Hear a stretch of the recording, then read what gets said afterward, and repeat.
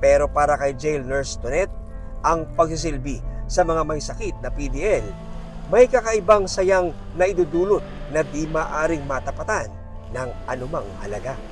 Doon naman ma'am sa aspeto ng emergency, ano yung naalala mo parang memorable na experience na kailangan mo talagang nahamon ka bilang isang nurse na umalalay sa isang PDL?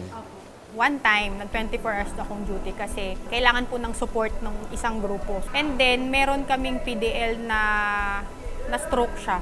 So, hindi talaga siya nagigising eh.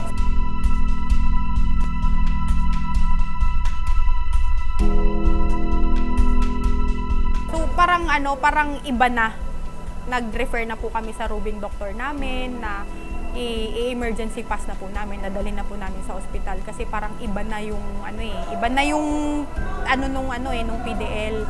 Yun po, dinala po namin sa ER and then yun po yung sabi nung ER doctor doon na namamagana yung niya sa utak.